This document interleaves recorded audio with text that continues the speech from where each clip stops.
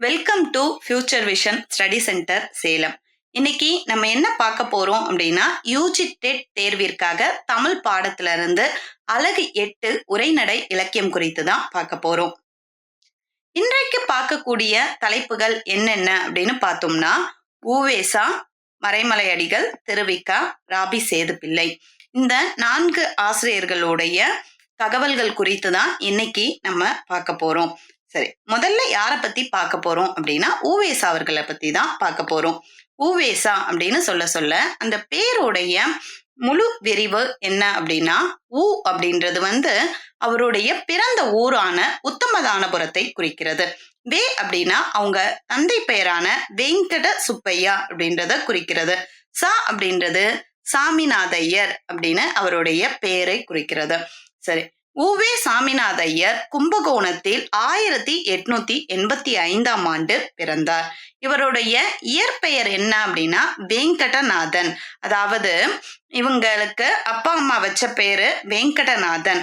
அப்போ சாமிநாத ஐயர் அப்படின்ற பெயர் எப்படி வந்தது அப்படின்னா, இவருடைய குருவான மகா வித்வான் மீனாட்சி சுந்தரம் பிள்ளை தான் அவர்கிட்ட ஓஎஸ் அவர்கள் தமிழ் படிச்சுட்டு இருக்க காலகட்டங்கள்ல வெங்கடநாதன் அப்படின்ற பேரை சாமிநாதையர் அப்படின்னு மாத்துறாங்க. அப்புறமா அந்த பெயரே நிலைத்து அவருடைய பெயராக நின்று விட்டது. சரி, ஓஎஸ்ஆ அவர்களுடைய வாழ்க்கையை பொறுத்த வரைக்கும் அவங்களுடைய வாழ்க்கையில நிறைய பேரு அவருக்கு வழிகாட்டி இருக்காங்க. அந்த வகையில பதிப்பு துறையில அவருக்கு வழிகாட்டியது சேலம் ராமசாமி முதலியார். முதலாக அவரை பதிப்பு துறைக்குள்ள புகுத்தியவர் சேலம் ராமசாமி முதலியார். இந்த படத்துல போடப்பட்டிருக்கு, அது சேலம் ராமசாமி முதலியார் அவர்களுடைய படம் தான். சிற்றிலக்கியங்கள் மட்டுமே அறிந்திருந்த ஊவேசாவிற்கு சீவக சிந்தாமணியை அறிமுகப்படுத்தியவரும் சேலம் ராமசாமி முதலியார். அப்போ இது அவர் படித்த காலகட்டங்களில் எல்லாம் சிற்றிலக்கியங்கள் மட்டும்தான் படிச்சுட்டு இருந்தாரு. அப்போ முதலாக சீவக சிந்தாமணின்ற ஒரு பெரிய காப்பியத்தை அவருக்கு அறிமுகப்படுத்துறாரு. அந்த காப்பியம் படித்த பிறகுதான் சங்க இலக்கியங்களையும் பிற நூல்களையும் தேடி அவருடைய பயணத்தை தொடங்குறார். அவருக்கு பதிப்புல ஆர்வம் ஊட்டியது யாரு அப்படின்னா சீவை தாமோதரம் பிள்ளை. அப்போ பதிப்பு துறையில் புகுத்தியவர் சேலம் ராமசாமி முதலியார், பதிப்பில் ஆர்வம் ஊட்டியவர் சீவை தாமோதரம் பிள்ளை. சரி, அதுக்கு அடுத்து பாருங்க, அவருடைய கல்லூரி தடத்தில், அதாவது தமிழ் படிச்சுட்டு உவேஸ் அவர்கள் சிறிது காலம் கல்லூரியில் பேராசிரியராக பணியாற்றினாரு. அந்த கல்லூரி தடத்தில் அவரை ஏற்றி விட்டவர் தான் தியாகராசர். அதுக்கு அடுத்து திருவாடுதுறை ஆதீனத்தை சேர்ந்த மகா வித்வான் மீனாட்சி சுந்தரம் பிள்ளையிடம் 5 ஆண்டுகள் பயிற்சி பெற்றுட்டு இருந்தாரு. அவருடைய மிகப்பெரிய மகத்தான குரு அப்படி யாருன்னு கேட்டோம்னா மகா வித்வான் மீனாட்சி சுந்தரம் பிள்ளை அவர்கள் கிட்டதான் முறைப்படி தமிழை கத்துக்கிட்ட அந்த தமிழ் மொழியின் மீது ஆர்வத்தின் காரணமாக பல செய்யுள்களை அவர்கிட்ட இருந்த காலகட்டங்களிலே எழுதுறாங்க. அதுக்கு அடுத்து ஓஎஸ் அவர்களுடைய இசை ஆசான், அதாவது அவருக்கு முறைப்படி இசை கத்துக்கிட்டது யார்கிட்ட அப்படின்னா கோபால கிருஷ்ண பாரதி அவங்க கிட்டதான் இசை கத்துக்கிறாங்க. அதுக்கு அடுத்து ஊவேசா அவர்களுடைய மாணவர் யாரு அப்படின்னா கிவா ஜெகநாதன். இவர்கள் எல்லாம் வாழையடி வாழை அப்படின்ற மாதிரியாக தமிழ் தொண்டு செஞ்சவங்க. மகா வித்வான் மீனாட்சி சுந்தரம் பிள்ளை கிட்ட ஊவேசா அவர்கள் தமிழ் கத்துக்கிட்டாங்க.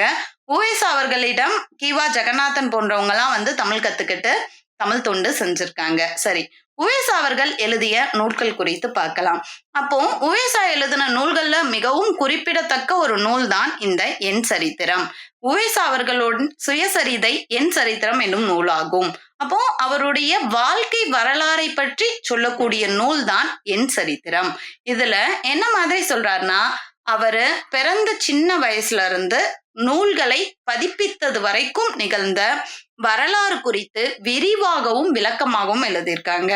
அதாவது தன்னை சுற்றி நடக்கக்கூடிய அத்தனை சூழல்களையும் அவர் அந்த புத்தகத்துல மிக அழகாக குறிப்பிட்டிருக்காங்க. இந்த என் சரித்திரத்தை எதுல எழுத ஆரம்பிக்கிறாருன்னா 1940 ஆனந்த விகடன்ல என் சரித்திரம் அப்படின்ற பேர்லயே ஒரு சின்ன தொடராக எழுத ஆரம்பிக்கிறாரு. அதை எழுதின பிறகு அவற்றை எல்லாம் தொகுத்து ஒரு மிகப்பெரிய புத்தகமாக வெளியிடுறாங்க. சரி, இந்த என் சரித்திரத்துல அவங்க சொல்லக்கூடிய விஷயம் பாருங்க, தன் பிறந்த ஊரான அதாவது உத்தமதானபுரம் எப்படி தோன்றுச்சு அந்த கதையில தொடங்கி மணிமேகலை பதிப்பு வரைக்கும் நடந்த செய்திகள் அனைத்தையும் ஒன்று விடாம அவர் எழுதுறாரு. அப்போ மணிமேகலை பதிப்புல வரைக்குமே உவேசா என்ன பண்றாங்க, என் சரித்திரம் அப்படின்றதுல குறிப்பிட்டிருக்காங்க. இந்த நூல்ல அன்றைய சமுதாயத்தை பற்றி அறிந்து கொள்வதற்கு பல அரிய செய்திகள் இருக்கு அப்படின்னு சொல்றாங்க. ஓலைச்சுவடிகளை தேடும் போது ஏற்பட்ட அனுபவங்களை விரிவாக விளக்கியிருக்காங்க. நம்மளுடைய அவர் பதிப்பித்த ஒவ்வொரு ஓலைச்சுவடிகள், அதாவது நூல்களுக்காக தேடின ஓலைச்சுவடிகள் குறித்தும், அந்த ஓலைச்சுவடிகளை எப்படியெல்லாம் வாங்கினாங்க, அப்போ அவருக்கு என்ன மாதிரியான அனுபவங்கள் ஏற்பட்டது, அந்த ஓலைச்சுவடிகள் நெருப்புல போடாம எப்படி இவர் பாதுகாத்து வச்சிருந்தாரு, இந்த மாதிரியான தகவல்களை எல்லாம் இந்த புத்தகத்துல அவர் நமக்கு எழுதியிருக்காரு. சரி, அந்த என் சரித்திரம் போலவே நினைவு மஞ்சரி அப்படின்றதும் உவேசாவுடைய நூல் தான். இந்த நூல் என்னன்னா உவேசாவுடைய தன் வரலாற்று குறிப்பு, அதாவது என் சரித்திரத்துல ரொம்ப விரிவா எழுதுறாங்க. இதுல சில குறிப்புகளாக, அதாவது குறிப்பு மாதிரி சின்ன சின்ன விஷயங்கள் மட்டுமே சொல்லியிருக்காங்க. அதுக்கு அடுத்து உவேசா அவர்களுடைய பதிப்பு பணிகள். உவேசா அப்படின்னாவே அவர் பதிப்பித்த நூல்களும் அந்த ஆண்டும் மிகவும் முக்கியமானது. அததான் நம்ம இங்க கொடுத்திருக்கோம். இது தேர்வுல எதிர்பார்க்கக்கூடிய சில கேள்விகளாக இருக்க வாய்ப்புண்டு. அப்போ உவேசா அவர்கள் முதலில் பதிப்பிக்கக்கூடிய நூல் எது அப்படின்னா சுப்பிரமணிய தேசிக விலாச சிறப்பு, வேணுலிங்க விலாச சிறப்பு 1878 பதிப்பிக்கிறாரு. சுப்பிரமணிய தேசிக விலாச சிறப்பு, வேணுலிங்க விலாச சிறப்பு 1878 பதிப்பிக்கிறாங்க. அதுக்கு அடுத்து மகா வித்வான் மீனாட்சி சுந்தரம் பிள்ளையின் திருக்குடந்தை புராணம், அதாவது அவங்களுடைய ஆசிரியர் மகா வித்வான் மீனாட்சி சுந்தரம் பிள்ளை ஒரு திருக்குடந்தை புராணத்தை எழுதியிருக்காங்க. அதை யார் பதிப்பிக்கிறாங்க அப்படின்னா உவேசா அவர்கள் பதிப்பிக்கிறாரு. ஆண்டு 1883. அதுக்கு அடுத்து ஸ்ரீ மத்தியாச்சரண மான்மியம் அப்படின்ற நூலை 1884 பதிப்பிக்கிறாங்க. அப்போ எந்த நூலை பதிப்பிக்கிறாங்க, எந்த ஆண்டு பதிப்பிக்கிறாங்க அப்படின்ற தகவல் மிகவும் முக்கியமான தகவல். அதுக்கு அடுத்து பாருங்க, சீவக சிந்தாமணியை பதிப்பிக்கிறாங்க. சீவக சிந்தாமணியை 1887 பத்துப்பாட்டு 1889 சிலப்பதிகாரம் முதற் பதிப்பு 1892 புறநானூறு 1894 மணிமேகலை 1898 ஐங்குறுநூறு 1903. இந்த மாதிரியாக உவேசா அவர்கள் பல நூல்களை என்ன பண்றாங்க அப்படின்னா பதிப்பிக்கிறாங்க.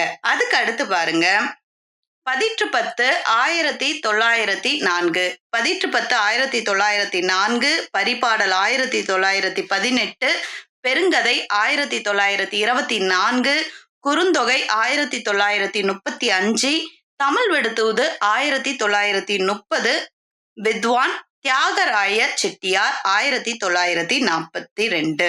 அப்போ நம்ம உவேசா அவர்கள் இறுதியாக பதிப்பித்த நூல் எது அப்படின்னு கேட்டா வித்வான் தியாகராய செட்டியார். எந்த ஆண்டு அப்படின்னா 1942. அப்போ உவேசா அவர்களுடைய எல்லா புத்தகம், அவர் பதிப்பித்த எல்லா புத்தகமும் மிகவும் முக்கியமானவை, அந்த ஆண்டும் மிகவும் முக்கியமானது. அவர் முதலாக பதிப்பித்த நூல் எது அப்படின்னா சுப்பிரமணிய தேசிக விலாச சிறப்பு, அதே மாதிரி வேணுலிங்க விலாச சிறப்பு 1878 பதிப்பிக்கிறாரு. அவர் இறுதியாக பதிப்பித்த நூல் எது அப்படின்னா வித்வான் தியாகராய செட்டியார் 1942 பதிப்பிக்கிறாங்க.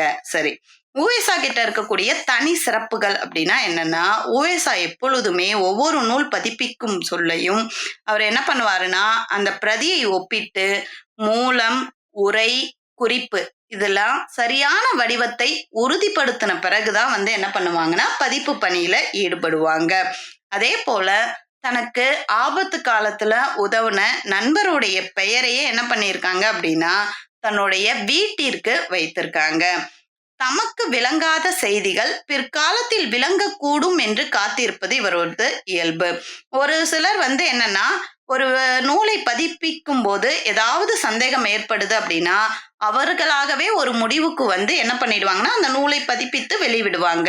ஆனா உவேசா அவர்களை பொறுத்த வரைக்கும் ஒரு நூலை பதிப்பிக்கும் போது ஏற்படும் சந்தேகத்தை அதே இடத்துல எனக்கு இந்த இடம் சந்தேகமாக இருக்கிறது, இல்ல அவருடைய கருத்து இது இப்படி இருப்பதற்கு வாய்ப்புகள் உண்டு அப்படின்ற விஷயத்த மிக அழகாக சொல்லி அந்த இடத்த அப்படியே விட்டு வைப்பாங்க. ஏன்னா பிற்காலத்துல ஆய்வாளர்களோ அல்லது அவரை போலவோ அந்த நூலை பதிப்பிக்கும் போது அந்த குறை நீங்கலாம் அப்படின்றது அவருடைய கருத்து. சரி, அதுக்கு அடுத்து பாருங்க, இவரு உவேசா அவர்கள் 8 தொகையில 5 இலக்கியங்களை ஆராய்ந்திருக்காங்க. என்னென்னன்னா வந்து குறுந்தொகை, புறநானூறு, பதிற்று பத்து, பரிபாடல், ஐங்குறுநூறு, இந்த 5 நூல்களை ஆராய்ந்து பதிப்பும் செஞ்சிருக்காரு. அதனால இவர் என்ன பண்றாங்க பாருங்க, பதிப்புத்துறையின் வேந்தர். பதிப்புத்துறையின் வேந்தர் யாரு அப்படின்னு கேட்டா உவேசா அவர்கள் தான் பதிப்புத்துறையின் வேந்தராக இருக்காரு. அது மட்டும் இல்ல, இன்னைக்கு நம்ம படிக்கக்கூடிய தமிழ் விடுதூது நூலான நூல் 268 கன்னிகளை உடையது. இந்த ஒரு நூலை பதிப்பிப்பதற்காக மட்டுமே 17 ஆண்டுகள் செலவு செஞ்சிருக்காரு. தன்னுடைய வாழ்நாள்ல ஒரு நூலுக்காக என்ன பண்ணியிருக்காங்க, 17 ஆண்டுகள் செலவு செஞ்சிருக்காங்க. அப்போ அத்தகைய தியாகத்திற்கு அப்புறமா தான் நமக்கு என்ன பண்றாங்க, நிறைய தமிழ் நூல்கள் கிடைக்கிறது. சரி, அவரை பற்றிய இதர தகவல்கள் பாருங்க. உவேசாவுடைய நூல் நிலையம் அப்படின்னே நம்ம சென்னையில என்ன இருக்கு, உவேசாவுடைய நூல் நிலையம் அமைந்திருக்கு. சரி, அவருடைய குறிப்பு, அவர் சொல்லக்கூடிய வார்த்தைகளை நிறைய இடத்துல மேற்கோள்களை கேட்டிருக்காங்க கேள்விகளாக.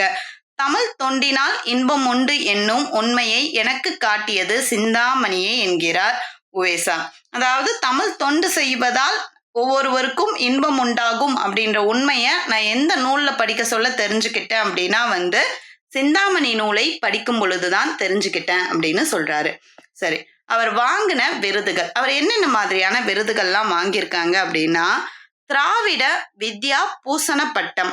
இந்த விருதை யார் அவருக்கு கொடுக்கறாங்க அப்படின்னா பாரத தர்ம மகா மண்டலம். அதுக்கு அடுத்து 1906ல மகா மகோ உபாத்தியாய பட்டம் நம்மளுடைய இந்திய அரசாங்கம் கொடுக்குது. அதுக்கு அடுத்து 1925 இந்த 25ல தட்சிணாத்திய கலாநிதி அப்படின்ற பட்டத்தை கொடுக்கறாங்க. யார் கொடுக்கறாங்க அப்படின்னா காஞ்சி காமகோடி பீடம். அதாவது ஒரு விருது பற்றி படிக்கும் பொழுது 3 விஷயங்கள் மிகவும் முக்கியம். விருது பெறுறது யாரு, யார் விருது கொடுக்கறாங்க, எந்த ஆண்டு கொடுக்கறாங்க. இப்போ உதாரணத்துக்கு மகா மகோ உபாத்தியாய பட்டத்தை இந்திய அரசாங்கம் யாருக்கு கொடுத்தது அப்படின்னா உவேசா அவர்களுக்கு. 1906ஆம் ஆண்டு யாருக்கு கொடுத்தது அப்படின்னா உவேசா அவர்களுக்கு. சரி, உவேசா மகா மகோ உபாத்தியாய பட்டத்தை எந்த ஆண்டு பெற்றார் அப்படின்னா 1906. மகா மகா உபாத்தியாய பட்டம் உவேசாக்கு யாரால் வழங்கப்பட்டது அப்படின்னா வந்து இந்திய அரசு. அப்படி 3 நிலைகள்ல நம்மளுக்கு கேள்விகள் வர்றதுக்கு வாய்ப்புகள் உண்டு. அப்போ அந்த மாதிரியாக ஒரு கேள்வி எப்படி கேட்பாங்க அப்படின்ற அணுகுமுறையோடு தான் நம்ம படிக்கும்போது அந்த தேர்வை ரொம்ப எளிமையானதாக இருக்கும். சரி, அதுக்கு அடுத்து பாருங்க, இலக்கிய பேரறிஞர் பட்டம் எங்க இருந்து கிடைக்குது அப்படின்னா சென்னை பல்கலைக்கழகம். நம்மளுடைய மெட்ராஸ் யூனிவர்சிட்டி என்ன பண்றாங்க, உவேசா அவர்களுக்கு அப்பவே இலக்கிய பேரறிஞர் பட்டத்தை கொடுத்திருக்காங்க. அதே போல அவர் பதிப்பித்து கொண்டிருந்த காலகட்டங்கள்ல எல்லாம் வந்து யாருடைய அரசாங்கம் இருந்ததுன்னா ஆங்கிலேய அரசாங்கம். அவருடைய பணியை சிறப்பித்து அவருக்கு என்ன பண்றாங்க, தங்கத்தோடா விருதை கொடுக்கறாங்க.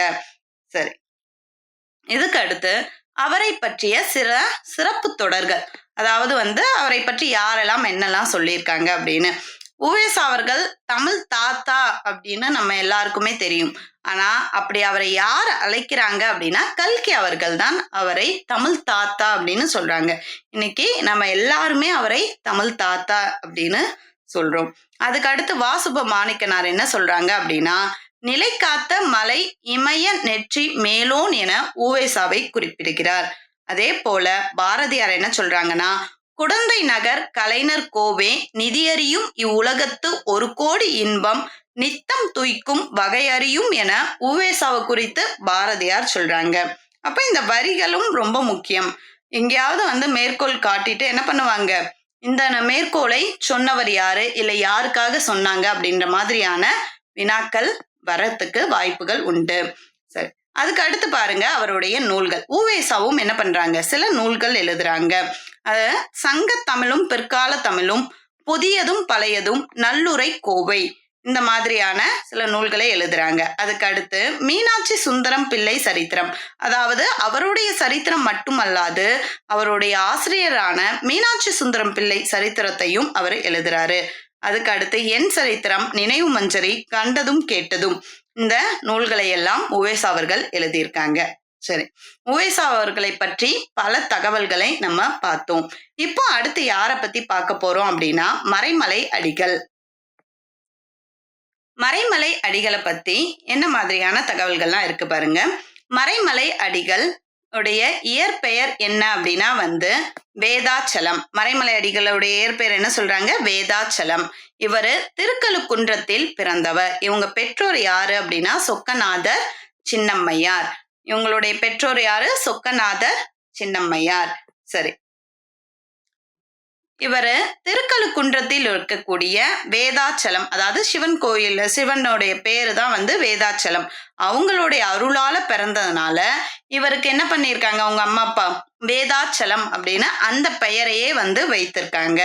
ஆனா 1916 இவர் என்ன பண்றாருன்னா தன்னுடைய பெயரை தமிழ்ல தான் இருக்கணும் அப்படின்றதுக்காக மறைமலை என்று மாற்றிக்கொண்டார் அப்படின்னு சொல்றாங்க.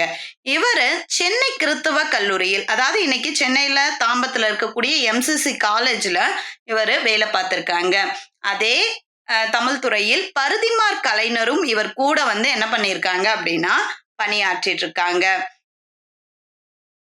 சரி, இவரு பல மொழி புலமை பெற்றவர். இவருக்கு என்னெல்லாம் தெரியும்னா தமிழ் தெரியும், சமஸ்கிருதம், ஆங்கிலம், இந்த 3 மொழிகளையும் நன்கு கற்ற தேர்ந்தவர். சங்க இலக்கியத்தை மக்களிடையே பரப்பியவர். தமிழ் வரலாற்றில் முதல் பெரும் ஆராய்ச்சியாளர் அப்படின்னு சொல்றாங்க. அதாவது நம்ம தமிழ் இலக்கிய வரலாற்றிலேயே பல ஆராய்ச்சிகளை மேற்கொண்டவர் நம்மளுடைய மறைமலை அடிகள். அதனாலதான் இவரை முதல் பெரும் ஆராய்ச்சியாளர் அப்படின்னு சொல்றாங்க. சரி, இவர் என்ன பண்ணிருக்காருன்னா நிறைய அமைப்புகளை தோற்றுவித்திருக்காங்க. சைவ சித்தாந்த மகா சமாசம் அப்படின்ற ஒரு அமைப்பை தோற்றுவிக்கிறாங்க. அதுக்கு அடுத்து என்ன பண்றாங்க பாருங்க, அவர்களுடைய சைவ சமயத்தை பரப்புவதற்காக சித்தாந்த மகா சமாஜம் அப்படின்னு 1905 ஏற்படுத்துறாரு. அதுக்கு அடுத்து 1902 ஞான சாகரம், அதாவது அறிவு கடல் அப்படின்ற இதழை தொடங்குறாரு. அதுக்கு அடுத்து தனித்தமிழ் இயக்கம் அப்படின்னு 1916 தனித்தமிழ் இயக்கத்தை தொடங்குறாரு. அந்த தனித்தமிழ் இயக்கம் அப்படின்னா என்னன்னா பிற மொழிகளை கலக்காமல் தூய தமிழில் பேசுவதை தான் என்ன சொல்றாங்க தனித்தமிழ் இயக்கத்தின் முக்கிய நோக்கமாக சொல்றாங்க. சரி, தனித்தமிழ் இயக்கத்தின் தந்தை யாருன்னா மறைமலை அடிகள். ஏன்னா 1916 என்ன பண்றாரு, அவர் தான் தனித்தமிழ் இயக்கத்தை தொடங்குறாரு, உருவாக்குறாரு. அதனால தனித்தமிழ் இயக்கத்தின் தந்தை மறைமலை அடிகள். இவர் என்ன பண்றாரு பாருங்க, பல்லாவரத்தில் 1912 சமரச சுத்த சன்மார்க்க சங்கத்தை தொடங்குறாரு. 1912 பல்லாவரத்துக்கிட்ட சமரச சுத்த சன்மார்க்க சங்கத்தை தொடங்குறாரு. பிறகு அதோடைய பெயர் சமஸ்கிருதத்துல இருக்க மாதிரி இருக்கனால இவர் என்ன பண்றாருன்னா பொதுநிலை கழகம் அப்படின்னு தூய தமிழ்ல பெயரிடுறாரு. அதனால இவரை என்ன சொல்றாங்க பாருங்க, பல்லாவர முனிவர் அப்படின்னு பலராலும் அழைக்கப்படுகிறார் அப்படின்னு சொல்றாங்க. சார், இவருடைய தனிச்சிறப்புகள் அப்படின்னு பார்த்தோம் அப்படின்னா தனித்தமிழ் இயக்கத்தின் 2 பெரும் முன்னோடிகள் யார் யாரு அப்படின்னா ஒன்னு மறைமலை அடிகள், இன்னொன்னு பருதிமார் கலைஞர். இவங்க 2 பேருமே தனித்தமிழ் இயக்கத்தின் 2 பெரும் முன்னோடிகள் அப்படின்னு சொல்றாங்க. பிற மொழி கலப்பில்லாம இனிய சொற்களை கொண்டே பேசவும் எழுதவும் முடியும் அப்படின்றத வெறும் சொல்லாம அதை நடைமுறை வாழ்க்கையிலும் கையாண்டவர் அப்படின்னு சொல்றாங்க. கால ஆராய்ச்சியின் முன்னோடி. அதாவது ஒரு திருவள்ளுவர் காலம் அப்படின்னே சொல்லலாம். இப்ப திருவள்ளுவருடைய காலம் எப்பொழுது அப்படின்னு இலக்கியங்களின் துணை கொண்டு அந்த காலத்தை சரியாக வரையறுக்க கூடியவர் இவர். அதனாலதான் கால ஆராய்ச்சியின் முன்னோடி அப்படின்னு சொல்றாங்க. மக்களிடையே கட்டுரை அப்படின்ற சொல்லை மிகவும் பிரபலமாக்கியதும் நம்மளுடைய மறைமலை அடிகள் தான். சரி, இவங்களை பத்திய சிறப்பு தொடர்கள் பாருங்க.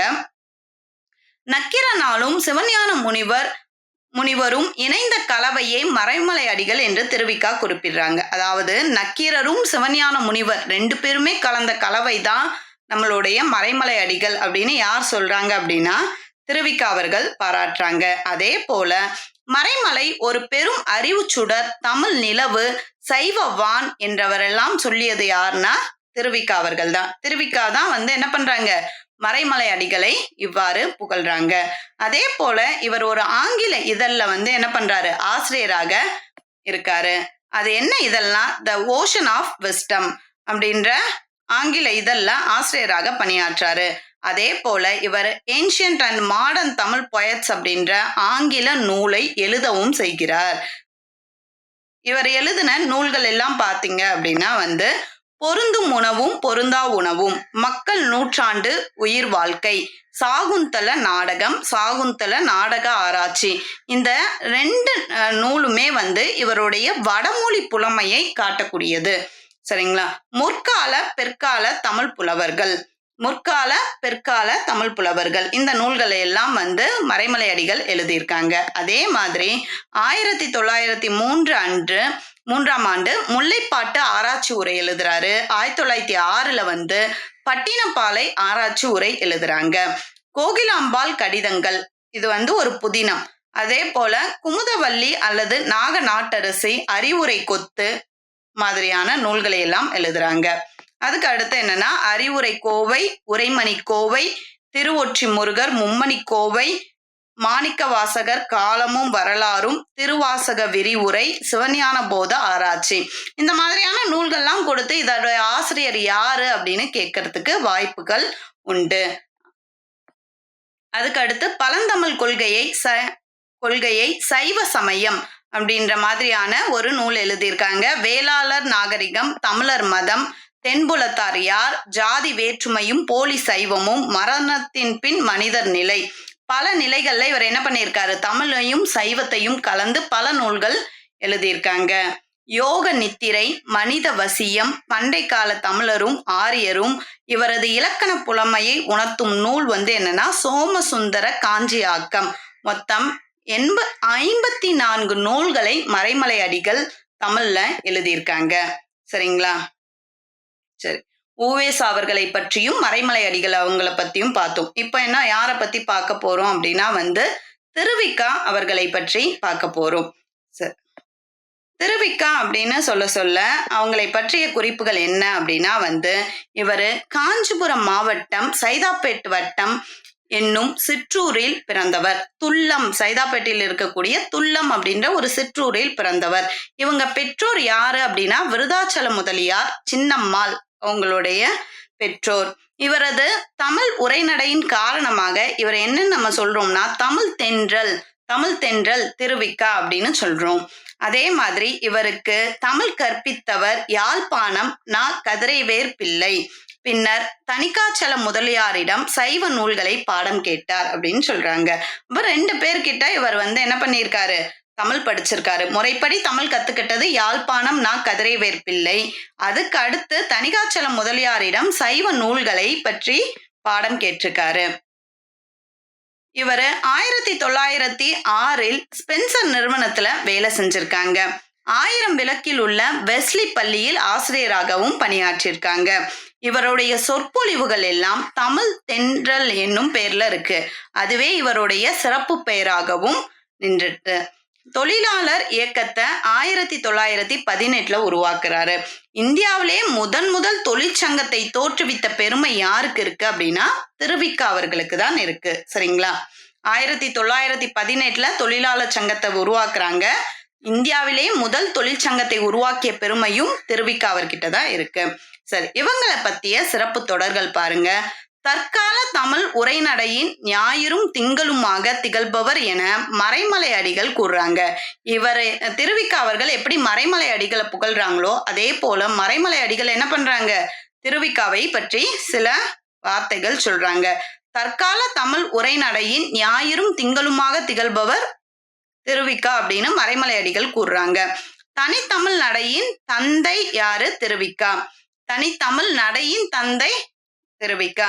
தனித்தமிழ் தந்தை தனித்தமிழ் இயக்கத்தின் தந்தை அப்படின்னா யாரு? மறைமலை அடிகள். தனித்தமிழ் நடையின் தந்தை திருவிக்கா. மென்தமிழ் உரைநடையின் முதல்வர், மென்தமிழ் உரைநடையின் முதல்வர் அப்படின்னு சொல்றாங்க. திருவிக்கா அவர்கள் எழுதிய பொதுமை வேட்டலை 20ஆம் நூற்றாண்டின் திருவாசகம் அப்படின்னு சொன்னது யாரு அப்படின்னா மூவா அவர்கள் சொல்றாங்க.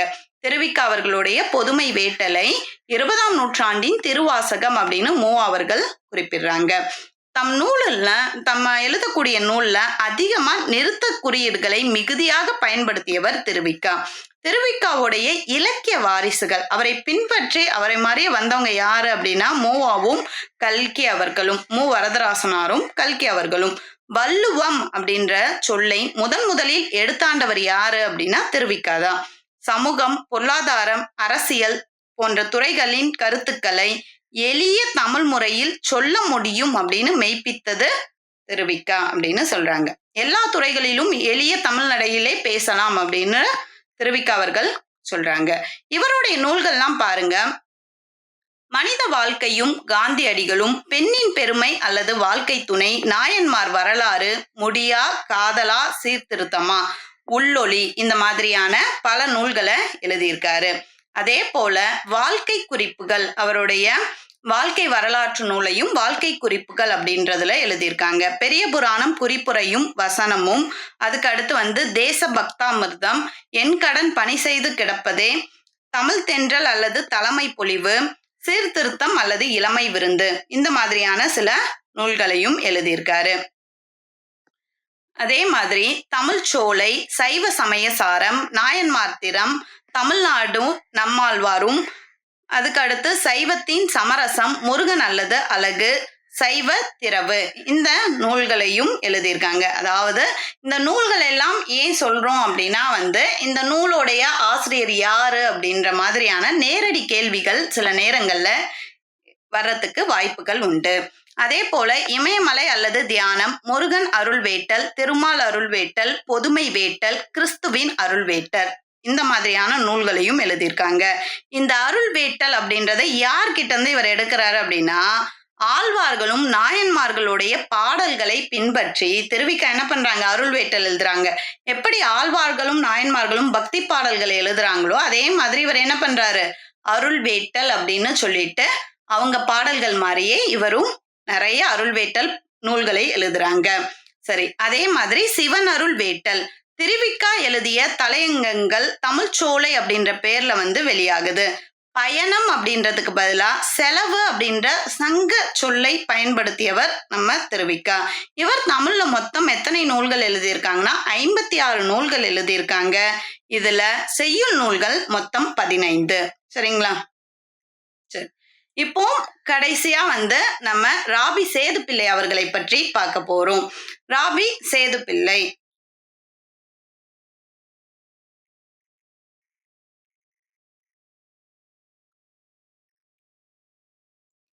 ராபி சேதுப்பிள்ளை அவர்கள் அப்படின்னு சொல்ல இவர் என்ன பண்றாரு, 2 மார்ச் 1896 பிறக்கிறாங்க. 25 ஏப்ரல் 1961 இறந்து போறாங்க. சரி, இவர் தமிழ்நாட்டில் இருக்கக்கூடிய திருநெல்வேலியில் ராசவல்லிபுரம் அப்படின்ற ஊர்ல பிறந்தவர்.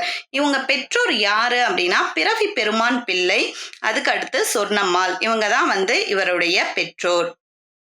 இவரை ராபி சேதுப்பிள்ளை அப்படின்னு சொல்லே நமக்கு தெரியும். இவரை என்ன சொல்றோம் அப்படின்னா சொல்லின் செல்வர் அப்படின்னு சொல்றோம். இவரை என்ன சொல்றோம்? சொல்லின் செல்வர். அதாவது ரொம்ப அழகான நயமான சொற்களை தன்னுடைய இலக்கியத்தில் பயன்படுத்தக்கூடியவர். அதனாலதான் சொல்லின் செல்வர் அப்படின்னு சொல்றோம். ஒரு தமிழறிஞரும் எழுத்தாளரும் வழக்குரைஞரும் மேடை பேச்சாளரும் ஆவார். இவர்கிட்ட நிறைய திறமைகள் இருந்திருக்கு. ஒரு சிறந்த எழுத்தாளர், தமிழறிஞர், வழக்குரைஞர், மேடை பேச்சாளர். இவர் தமிழில் சொற்பொழிவு ஆற்றுவதிலும் உரைநடை எழுதுவதிலும் மிகவும் பெயர் பெற்றவர் அப்படின்னு சொல்றாங்க. சிறந்த சொற்பொழிவாளராகவும் இவர் விளங்குறாரு. இவருடைய நூல்கள், இவர் என்ன மாதிரியான நூல்கள்லாம் எழுதியிருக்காங்க அப்படின்னா, வாழ்க்கையும் வைராக்கியமும் அப்படின்றதுதான் இவருடைய முதல் நூல். அதுக்கு அடுத்து தமிழ் இன்பம் அப்படின்ற நூல் கிட்டத்தட்ட 40 கட்டுரைகள் கொண்ட நூல். இந்த நூல் தான் முதலில் சாகித்ய அகாடமி, இலக்கியங்களுக்கு கொடுக்கக்கூடிய உயர்ந்த விருதான சாகித்ய அகாடமி விருதை பெற்ற நூல் அப்படின்னு சொல்றாங்க. இவரது முதல் கட்டுரை நூல் எது அப்படின்னா திருவள்ளுவருடைய நூல் நயம். இதுதான் இவருடைய முதல் கட்டுரை நூல். அதுக்கு அடுத்து பாருங்க, சிலப்பதிகார நூல் நயம், தமிழ் வீரம், தமிழ் விருந்து, வேலும் வில்லும், ஆற்றங்கரையினிலே அப்படின்னு பல நூல்களை எழுதுறாங்க. அதுக்கு அடுத்து கடற்கரையினிலேயே பாரதியார் இன் கவி திரட்டு, Tamil words and their significance அப்படின்னு ஒரு ஆங்கில நூலையும் எழுதுறாரு. அதுக்கு அடுத்து செந்தமிழும் கொடுந்தமிழும் என்பது அவர் எழுதினதிலே ஒரு சிறந்த ஆய்வு நூல் அப்படின்னு சொல்றாங்க. இவர் எழுதின, நம்ம ராபி சேதுப்பிள்ளை அவர்கள் எழுதின ஊரும் பேரும் அப்படின்ற நூல்ல கிட்டத்தட்ட 1300 ஊர்களுடைய பெயர்களுக்கான விளக்கம் என்ன அப்படின்றத வரலாற்று முறைப்படி மிக அழகாக எழுதியிருக்காங்க. திருவள்ளுவர் காலம் அப்படின்ற ஒரு கட்டுரை எழுதியிருக்காரு. தமிழ் விருந்து அப்படின்ற பெயர்ல வெளிவரக்கூடிய நூல்ல இவர் வானொலியில பேசின பேச்சுக்களுடைய தொகுப்பு இடம்பெற்றிருக்கு. இவரை பற்றிய சிறப்பு தொடர்கள் அப்படின்னு பார்த்தோம் அப்படின்னா, செந்தமிழுக்கு சேது பிள்ளை அப்படின்னு யார் பாராட்டுறாங்க பாருங்க? சுத்தானந்த பாரதியார் பாராட்டுறாங்க. அதே மாதிரி சேது பிள்ளையின் நடை அச்சனின் நடை போன்றது என்றவர் சோமலே. அதாவது சேது பிள்ளை எழுதக்கூடிய விதத்தை பார்த்தால் அது யார மாதிரி இருக்காம்? ஹட்சனின் நடை மாதிரி இருக்கு அப்படின்னு சொன்னது யாருன்னா சோமலே அப்படின்றவரு சொல்றாரு. சரி, இவர் வாங்கின விருதுகள் பாருங்க. தர்மபுர ஆதீனம் சொல்லின் செல்வர் என்னும் விருது வழங்கியது. அதாவது தர்மபுர ஆதீனம் என்ன பண்றாங்கன்னா இவருக்கு சொல்லின் செல்வர் அப்படின்ற விருதை கொடுக்கறாங்க. சரி, ராபி சேதுப்பிள்ளை அப்படின்னாவே சொல்லின் செல்வர் அப்படின்றது பலருக்கும் தெரியும். ஆனா அந்த விருதை கொடுத்தது யாரு அப்படின்னா தர்மபுர ஆதீனம் கொடுக்கறாங்க.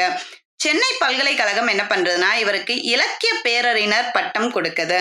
அதே போல சென்னை பல்கலைக்கழகத்தின் முதல் தமிழ் பேராசிரியரும் யாரு அப்படின்னா நம்மளுடைய ராபி சேதுப்பிள்ளை அவர்கள். சரி, நம்ம இன்னைக்கு வகுப்போடைய நிறைவு பகுதிக்கு வந்தாச்சு. மாதிரி வினாக்கள். இன்னைக்கு பார்த்த பகுதிகள்ல இருந்து ஒரு சில மாதிரி வினாக்கள். உவேசா அவர்கள் பதிப்பித்த நூல்களை கால வரிசையில் நிரல்படுத்தியதில் எது சரி? அவர் பதிப்பித்த சில புத்தகங்களை என்ன பண்ணியிருக்காங்க அப்படின்னா அந்த ஆண்டு அடிப்படையில நிரல்படுத்தி இருக்காங்க. இதுல எது சரி அப்படின்னு கேக்குறாங்க. இப்போ இதுதான் முதல் இருக்கிறது தான் சரி. புறநானூறு, அதுக்கு அடுத்துதான் மணிமேகலை, அதுக்கு அடுத்து ஐங்குறுநூறு, அதற்கு அடுத்து என்ன பண்றாங்க?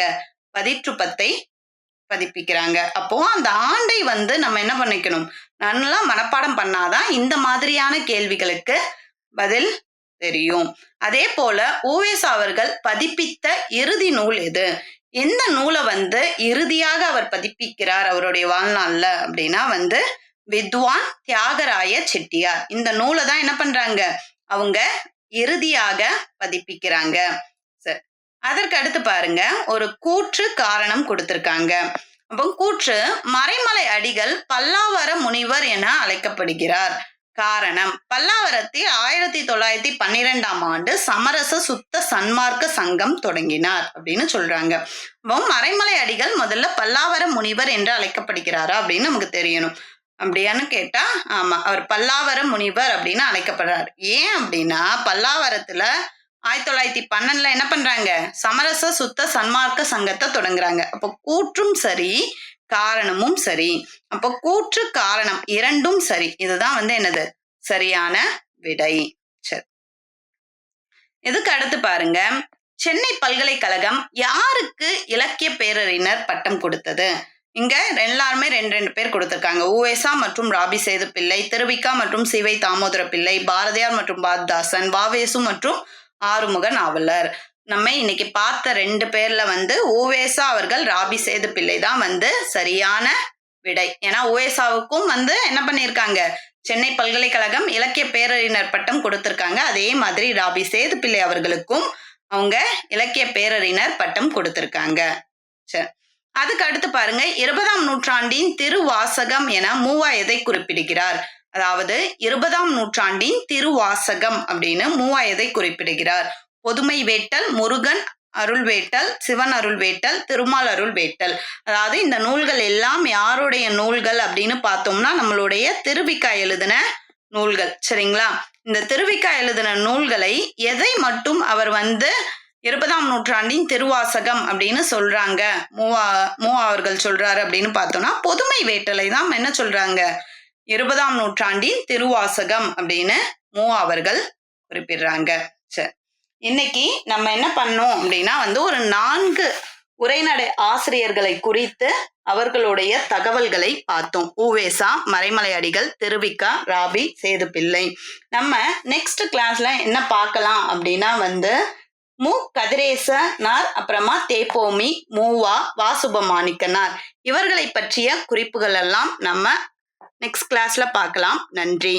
Future Vision Study Center, 2nd floor, AVK Maruti Plaza, opposite Hotel Lakshmi Prakash, SKS Hospital Road, New Bus Stand, Salem 4. For contact 90420 30163 and web address www.futurevision.ias.com.